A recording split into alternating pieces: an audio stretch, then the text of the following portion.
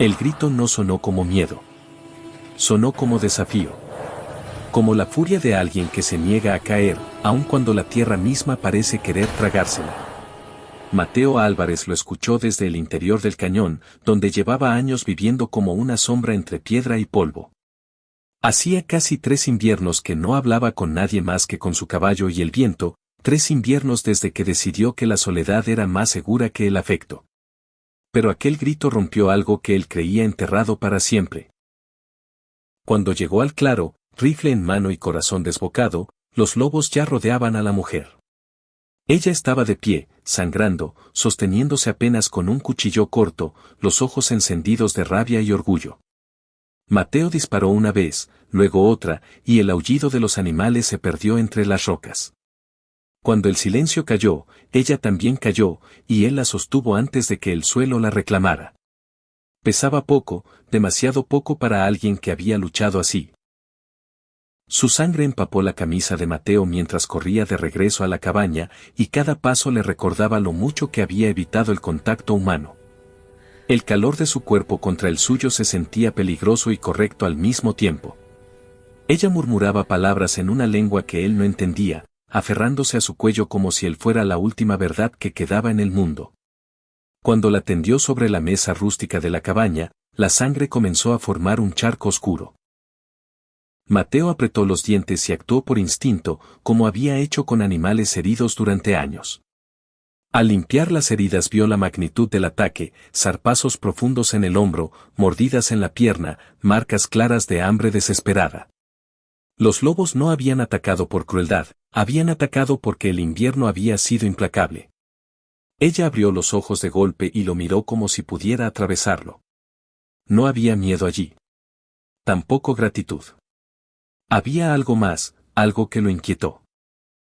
Intentó hablar, tosió, y finalmente logró una palabra en español torpe pero clara.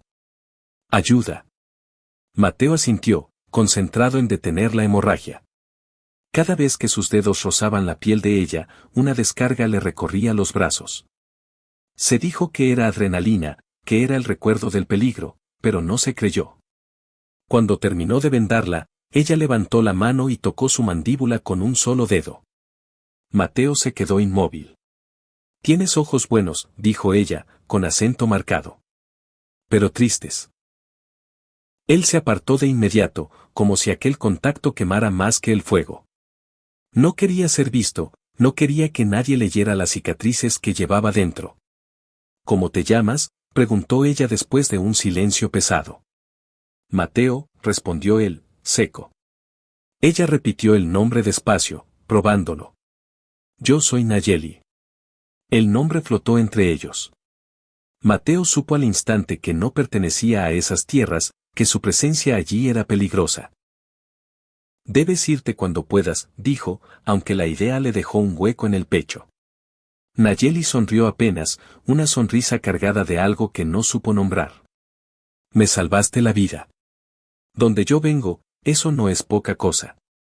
Sus ojos brillaron con una determinación que lo desarmó. Enséñame por qué un hombre que vive como si ya estuviera muerto arriesga todo por una desconocida. La pregunta lo persiguió mientras ella dormía, agotada. Mateo se sentó junto a la cama improvisada, escuchando su respiración, observando cómo la luz del fuego dibujaba sombras en su rostro. Al amanecer, ella habló de nuevo. Vendrán a buscarme.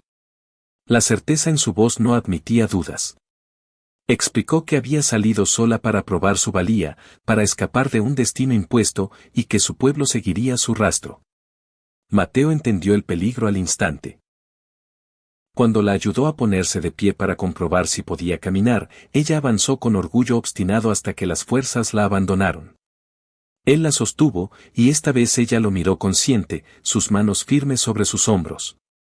Lo sabía, susurró ella. Sabía que me sostendrías. Los días siguientes se convirtieron en un ritmo que Mateo había olvidado, limpiar heridas, compartir silencios, sentir una presencia constante que erosionaba las murallas que había levantado. Nayeli se movía con la dignidad de quien ha sido herida pero no vencida. Le habló de su gente, de la presión de aceptar un matrimonio decidido por otros, de la libertad como una necesidad vital. Mateo, a su vez, guardaba su propia historia como un animal herido, hasta que ella, con una sola pregunta, lo obligó a enfrentarla.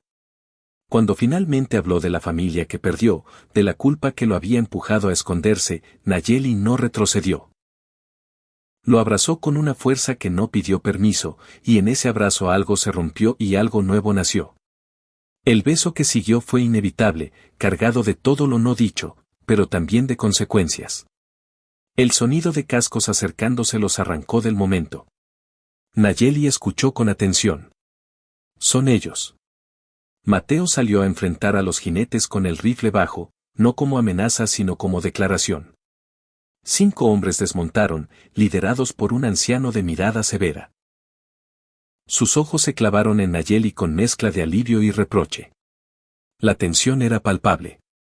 Las palabras volaron como cuchillos: honor, promesas, desobediencia. Nayeli se plantó firme, negándose a ser tratada como propiedad. Mateo, sorprendiéndose a sí mismo, se interpuso.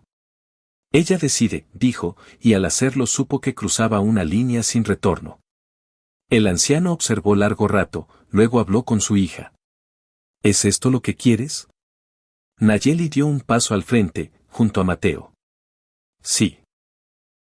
La decisión tuvo un precio. Advertencias fueron lanzadas, amenazas veladas quedaron en el aire. Los jinetes se marcharon, pero el peligro no se fue con ellos. Cuando el polvo se asentó, Mateo y Nayeli se miraron, conscientes de que nada volvería a ser sencillo. Sin embargo, en medio de la incertidumbre, ambos supieron que habían elegido. Y esa elección, nacida entre sangre, orgullo y coraje, apenas comenzaba a mostrar sus consecuencias. La calma que siguió a la partida de los jinetes fue engañosa, como el silencio que precede a una tormenta en el desierto. Nayeli permaneció de pie junto a Mateo mucho después de que el polvo se disipara, con la espalda recta y el mentón en alto, como si todavía pudiera sentir las miradas de su gente clavadas en la piel. Cuando por fin exhaló, el aire salió tembloroso. Mateo notó ese pequeño quiebre y entendió que la valentía no es la ausencia de miedo, sino la decisión de no dejarse dominar por él. Entraron a la cabaña sin decir palabra. Allí, entre las paredes de madera que habían sido refugio y cárcel para Mateo durante años, el peso de lo ocurrido cayó sobre ambos con toda su fuerza. Esa noche casi no durmieron. Nayeli se agitó varias veces, presa de sueños inquietos, y Mateo permaneció despierto, atento a cada sonido del exterior. El recuerdo de los lobos, de los hombres armados, de la determinación peligrosa en los ojos del joven que había reclamado a Nayeli, se mezclaba en su mente. Antes del amanecer, cuando el cielo apenas clareaba, ella abrió los ojos y lo encontró sentado, apoyado contra la pared, con el rifle sobre las piernas. No tienes que vigilarme, murmuró. Mateo la miró con una seriedad que no admitía discusión. No te vigilo. Cuido lo que importa. Nayeli no respondió, pero algo en su mirada se suavizó, como si esas palabras hubieran encontrado un lugar profundo donde quedarse.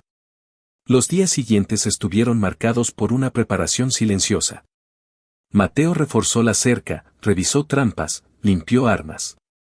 Nayeli, aún con el cuerpo resentido, insistió en ayudar. Aprendió cada rincón del terreno, memorizó senderos, observó el cielo y el comportamiento de los animales con una atención que revelaba su origen cazador.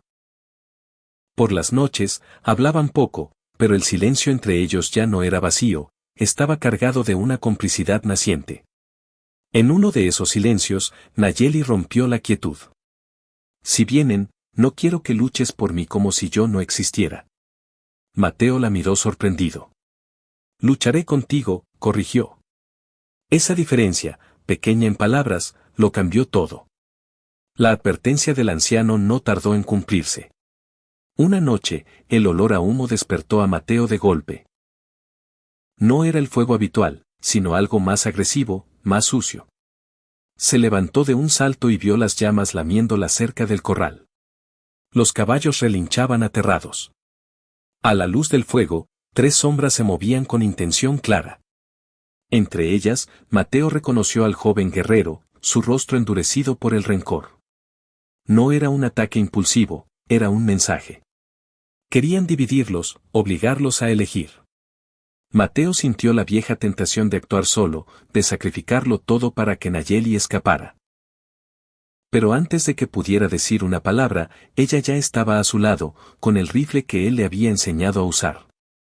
Recuerda, susurró ella, no reaccionar como esperan. Nayeli apuntó, no a los hombres, sino al mecanismo del portón del corral. El disparo fue preciso. La madera cedió y los caballos, liberados, irrumpieron en una estampida caótica que obligó a los atacantes a dispersarse. En ese instante, Mateo comprendió que no estaba luchando para protegerla, sino junto a ella. Salieron por lados opuestos de la cabaña, moviéndose como si llevaran años haciéndolo. El humo, el fuego y los gritos crearon una confusión perfecta. Cuando el joven guerrero intentó abalanzarse sobre Nayeli, ella lo esquivó con agilidad y lo derribó con un golpe seco del rifle. No hubo triunfo en su rostro, solo una calma firme. Con ambos rifles apuntándole, el hombre quedó inmóvil, derrotado no solo físicamente, sino en algo más profundo. Nunca fui tuya, dijo Nayeli, con una voz que no tembló. Ni de nadie. Mateo añadió, sin levantar el tono, vete ahora. Y no vuelvas. El guerrero dudó un instante, luego se levantó y desapareció entre los árboles. El fuego fue controlado, el corral quedó dañado pero en pie, y el silencio regresó, distinto, más definitivo. Nayeli soltó el rifle y, por primera vez desde el ataque, sus manos temblaron. Mateo la abrazó, no para protegerla, sino para compartir el peso de lo vivido. Ella apoyó la frente en su pecho, respirando hondo, y dejó que el temblor pasara. Con el amanecer llegó una claridad nueva. Sabían que aquel enfrentamiento había marcado un antes y un después. No podían fingir que nada había cambiado. Días más tarde, el anciano regresó, solo. Su presencia no traía amenaza, sino una solemnidad cansada. Observó el lugar, las reparaciones, a su hija de pie junto a Mateo. Habló con voz grave, reconociendo la decisión de Nayeli y dejando claro que no todos aceptarían el fallo. Este lugar ya no es seguro para ustedes, advirtió. Mateo escuchó en silencio, consciente de la verdad en esas palabras. Nayeli tomó la mano de Mateo, un gesto simple que contenía una decisión compartida. Esa noche, junto al fuego, hablaron de irse, de buscar un sitio donde las sombras del pasado no los alcanzaran tan fácilmente. Mateo confesó su miedo a huir de nuevo, a repetir la historia. Nayeli lo escuchó con atención, luego respondió, no es huir si vamos juntos. No es esconderse si elegimos el camino. Esa frase se convirtió en el ancla que necesitaba. Decidieron quedarse un tiempo más, preparar la partida con cuidado. No sería una huida desesperada, sino una transición consciente hacia una vida elegida. Pasaron semanas. Las heridas de Nayeli cerraron, dejando cicatrices que ella llevaba con orgullo. Mateo amplió la cabaña, no por necesidad, sino como símbolo de futuro. Plantaron juntos un pequeño huerto, un acto sencillo que significaba permanencia, aunque supieran que no sería eterna. Por las noches, el vínculo entre ellos creció con una intimidad que no necesitaba palabras grandilocuentes. Cuando Nayeli finalmente dijo, en voz baja pero firme, eres mío, si quieres, Mateo entendió que no era una posesión, sino una invitación a pertenecer. Quiero, respondió, sin reservas. En esa aceptación, dejó atrás la vida de aislamiento que había confundido con paz.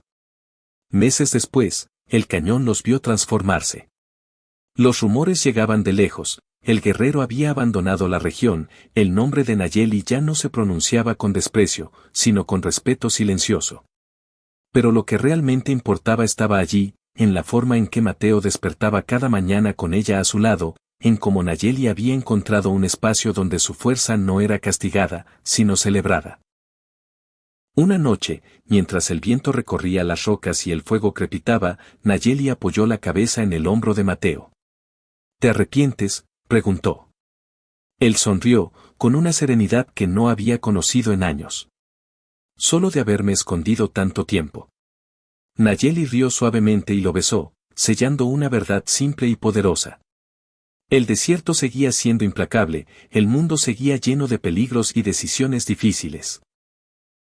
Pero en esa cabaña, en ese territorio elegido, dos almas orgullosas y heridas habían encontrado algo que valía más que la seguridad absoluta, la libertad compartida, el coraje de amar y la resolución de enfrentar el mañana juntos. Y en ese compromiso silencioso, nacido del fuego y la sangre, ambos supieron que, pasara lo que pasara, ya no volverían a estar solos.